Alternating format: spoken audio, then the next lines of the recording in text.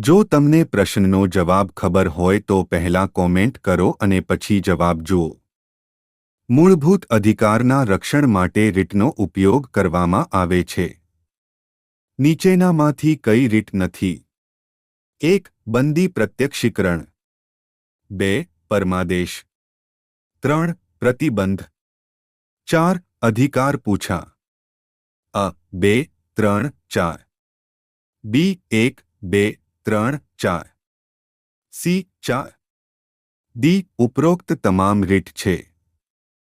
સાચો જવાબ ડી ઉપરોક્ત તમામ રીટ છે. નાણાં આયોગ રાષ્ટ્રપતિને નીચેના પૈકી કઈ બાબતોમાં ભલામણો કરે છે? અ. કેન્દ્ર અને રાજ્ય વચ્ચે કરવેરાની વહેંચણી. બી. અનુદાન અને ધિરાણના ભાગલા. સી. અ અને બી બંને. ડી. અ અને બી પૈકી કોઈ નહીં. સાચો જવાબ છે અ અને બી બંને. નીચેના પૈકી કયાનો વર્ષ 1973માં થયેલા સુધારા અન્વયે બંધારણમાં સમાવેશ કરવામાં આવ્યો ન હતો? 1. સાર્વભૌમ લોકશાહી પ્રજાસત્તાક. 2. સાર્વભૌમ સમાજવાદી બિનસાંપ્રદાયિક લોકશાહી પ્રજાસત્તાક. 3. દેશની એકતા. 4. દેશની એકતા અને અખંડિતતા.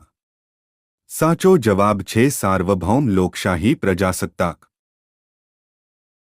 બંધારણીય સુધારાઓ માટેની પ્રક્રિયા બાબતે નીચેના પૈકી કયું વિધાન સાચું નથી? અ. બંધારણના મોટા ભાગના ભાગોના સુધારા માટે સંસદના બંને ગૃહોની ખાસ બહુમતી જરૂરી છે. બી. કેટલાક સુધારા માટે સાદી બહુમતી જરૂરી છે. સી. ભારતના રાષ્ટ્રપતિ પુનઃવિચારણા માટે કહી શકે. ડી. કેટલાક સુધારા માટે અડધા રાજ્યોથી ઓછા ન હોય તેમના દ્વારા સમર્થન જરૂરી છે. સાચો જવાબ છે ભારતના રાષ્ટ્રપતિ પુનઃવિચારણા માટે કહી શકે. પ્રશ્ન નંબર 5. રાજ્યનીતિના માર્ગદર્શક સિદ્ધાંતો માટે પાયારૂપ છે? અ. દેશના શાસન. બી. સ્ત્રી સશક્તિકરણ. સી. બંધારણની જાળવણી. ડી. વ્યક્તિગત અધિકારોના રક્ષણ. સાચો જવાબ છે દેશના શાસન. પ્રશ્ન નંબર 6. ભારતના બંધારણના આમુખમાં ન્યાય શબ્દનો ઉલ્લેખ વ્યક્ત કરે છે? અ. સામાજિક, રાજકીય અને ધાર્મિક ન્યાય.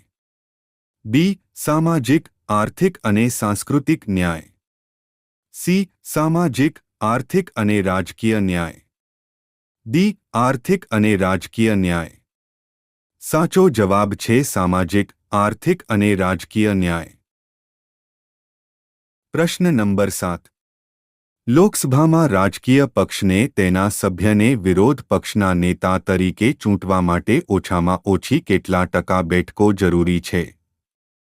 અ. 10%. બી. 15%. સી. 20%. ડી. લોકસભામાં રાજકીય પક્ષને 75 સભ્યો હોવા આવશ્યક છે. સાચો જવાબ છે 10%. પ્રશ્ન નંબર 8. જો વ્યક્તિ વર્ષની વયની હોય તો તે પંચાયતના સભ્ય તરીકે ચૂંટાઈ શકે છે? અ. 18. બી. 21. સી. 25. ડી. 30. સાચો જવાબ છે 21. પ્રશ્ન નંબર 9. ભારતીય બંધારણને પ્રતિબંધિત કરે છે? અ. માનવ તસ્કરી. બી. વેઠ. સી. કોઈ પણ ખાણોમાં 16 વર્ષ કરતાં ઓછી વય ધરાવતા બાળકોને રોજગારી. ડી. ફક્ત 1 અને 2. સાચો જવાબ છે ફક્ત 1 અને 2. પ્રશ્ન નંબર 10. નીચેના પૈકી કયું કારણ ભારતની નાગરિકતાનો અંત લાવી શકે છે? અ. સ્વેચ્છાએ ત્યાગ કરવો. બી. ફરજિયાત રીતે રદ થવી. સી. અ અને બી બંને. ડી. અ અને બી પૈકી કોઈ નહીં. સાચો જવાબ છે અ અને બી બંને. પ્રશ્ન નંબર 11. મૌલિક અધિકારને ભારતીય બંધારણનું હૃદય તેમજ આત્મા કોણે કહ્યું હતું? અ. ડો. આંબેડકર. બી. સચ્ચિદાનંદ સિંહા. સી. સર્વપલ્લી રાધાકૃષ્ણન. ડી. બી. એન. રા. મિત્રો, પ્રશ્ન નંબર 11 કોમેન્ટ બોક્સમાં જણાવવાનું છે.